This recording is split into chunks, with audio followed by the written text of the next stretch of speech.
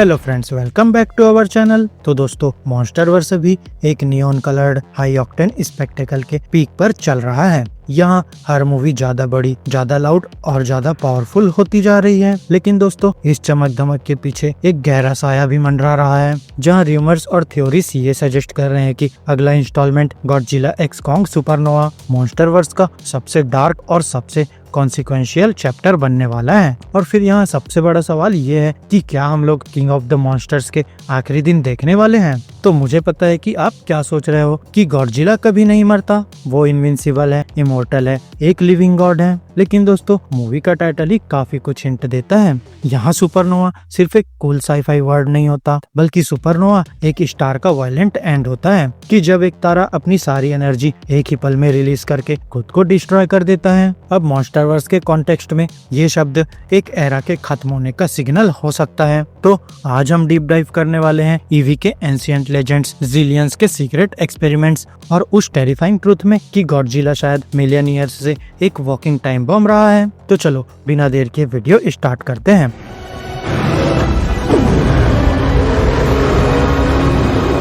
The case for Kong. दोस्तों, यहाँ Godzilla की डेस्टिनी समझने से पहले हमें थ्रोन के दूसरे क्लेमेंट कॉन्ग पर नजर डालनी होगी। यहाँ काफी फैंस मानते हैं कि सुपरनोवा में गॉडजिला नहीं बल्कि कॉन्ग सैक्रिफाइस करेगा। तो इस थ्योरी की सबसे बड़ी वजह कॉन्ग का फिजिकल डिक्लाइन है, क्योंकि Godzilla x Kong the New Empire में हम देखते हैं कि कॉन्ग के बियर्ड में सफेद बाल है। मतलब एक मैमल बेस्ड टाइटन के लिए ये क्लियर साइन है एजिंग का। गॉडजिला के कंपैरिजन में जो 250 मिलियन ईयर से भी ज्यादा पुराना प्री हिस्टोरिक रेलिक है, यहाँ कॉन्ग सिर्फ लगभग 150 साल का है। तो यहाँ इस हिसाब से देखा जाए तो लोग कहते हैं कि कॉन्ग की लाइफ स्पान नेचुरली कम होगी। वहीं थ्योरी ये है कि सुपरनोवा में कॉन्ग अपने नए वार्ड सुको को प्रोटेक्ट करते हुए खुद को सेक्रीफाइस करेगा और एक नया जनरेशन रूल करेगा। लेकिन यहीं पर थ्योरी थोड़ा लड़खड़ा जाती है। यहाँ अगर हम स्कार किंग को देखें हॉलो अर्थ लोर के हिसाब से, तो वो ग्रेट टाइटन वॉर के टाइम का है, जो hundreds of thousands of years पहले हुआ था। यहाँ स्कार किंग ने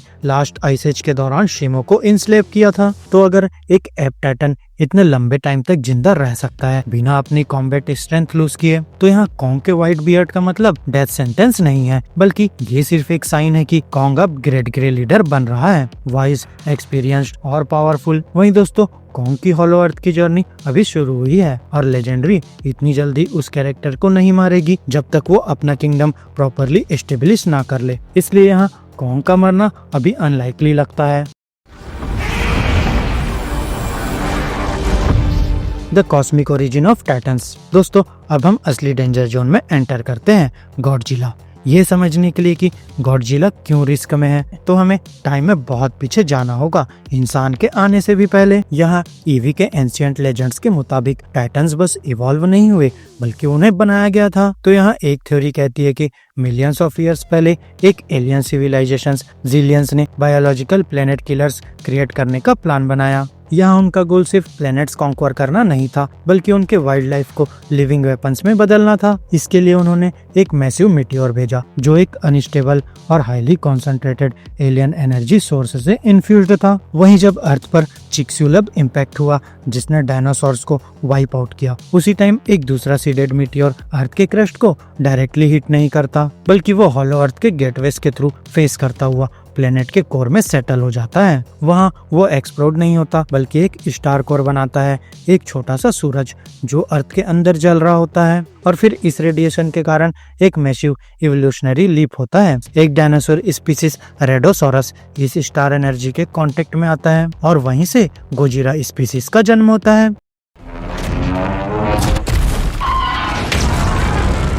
the monster who at a star. दोस्तों, सभी अर्ली गॉडजिलास में से एक सबसे ज्यादा टेरिफाइंग था, जो जिरा हलावा, और ईवी पेंटिंग्स उसे गॉडजिला का सबसे खतरनाक वर्जन दिखाती है। वहीं फिर जब बाकी गॉडजिलास हॉलो अर्थ की रेडिएशन से सेटिस्फाइड थे, यहाँ हलावा को सिर्फ स्टार कोर चाहिए था और वो उसकी एनर्जी कंज्यूम करना चाहता था। और जब उसने कोशिश की तो नेचर ही ब्रेक हो गया। यहाँ हलावा म्यूटेट हो गया, उसे मैसिव विंग्स मिल गए और उसकी एटॉमिक पावर इतनी बढ़ गई कि वो दुनिया तोड़ सकता था। यहाँ वो एक टायरेंट बन गया और फिर कॉन्ग स्पीसीज और अपनी ही काइंड पर अटैक करने लगा। अब उसे रोकने के लिए एक डेस्परेट अलायंस बना, जहां दो गोजिला, जिनमें से एक हमारा करंट गॉडजिला था, उन्होंने उसे स्टॉप करने की कसम खाई। वहीं फिर फाइनल बैटल, जिसे ईवी हिस्ट्री में वॉर ऑफ द स्टार कहा गया, उसमें हमारे गॉडजिला ने एक इम्पॉसिबल डिसीजन लिया। हलावा को स्टार कोर वापस लेने से रोकने के लिए गॉडजिला ने पूरी बची हुई स्टार एनर्जी अपने अंदर निगल ली और फिर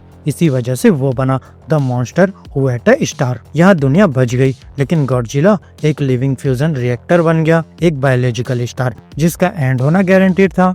सुपरनोवा सीक्वेंस। दोस्तों, एक स्टार का लाइफ साइकिल होता है। पहले वो छोटा होता है, फिर ज्यादा ब्राइट जलता है, फिर एक पॉइंट आता है जहां वो अपनी एनर्जी कंटेन नहीं कर पाता और फट जाता है। और फिर गॉडजिला का मॉन्स्टरवर्स टाइमलाइन बिल्कुल इसी पैटर्न को फॉलो करता है। 1954 गॉडजिला छोटा और वीक लगता है, एक एंशिएंट एनिमल जैसा। 2014 वो बड़ा हो चुका है लेकिन स्लगिश है, इंटरनल फायर अभी डीम है। 2019 न्यूक्लियर वॉरहेड बूस्ट के बाद वो बर्निंग गॉडजिला बनता है और मोनार्क क्लियरली कहता है कि उसका हार्ट मेल्ट डाउन के करीब है। 2024 यहाँ गॉडजिला इवॉल्व होता है पिंक मैग्नेटा फॉर्म में और ज्यादा पावर कंटेंट करने के लिए अपनी स्किन सेट करता है। तो दोस्तों, प्रॉब्लम यह है कि मॉडर्न वर्ल्ड ने गॉडजिला को ओवरफिट कर दिया है। Nuclear test, submarines, power plants, ये सब उसके इंटरनल स्टार के लिए फ्यूल बन गए हैं। तो गॉडजिला अब too powerful, too fast grow कर रहा है।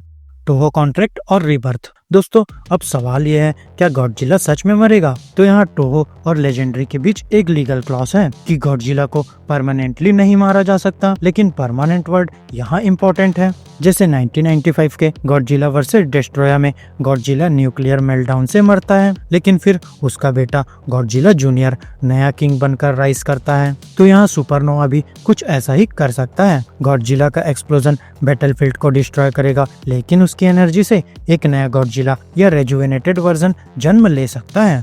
द रिटर्न ऑफ जोजिरा हलावा। दोस्तों, अगर गॉडजिला स्टार है जो फटने वाला है तो ट्रिगर कौन करेगा? आंसर है जोजिरा हलावा। अब थ्योरी के मुताबिक हलावा मरा नहीं था, उसे हॉलो अर्थ के सबसे डीप इरेडिएटेड जोन में सील कर दिया गया था। तो अब जब अर्थ की रेडिएशन लेवल्स पीक पर है तो वो एनर्जी हलावा को वापस बुला रही है। तो यहाँ फाइनल बैटल में गॉडजिला समझ जाएगा कि वो जीत नहीं सकता, इसलिए वो खुद अपनी सुपरनोवा ट्रिगर करेगा, एक फाइनल सेक्रीफाइस।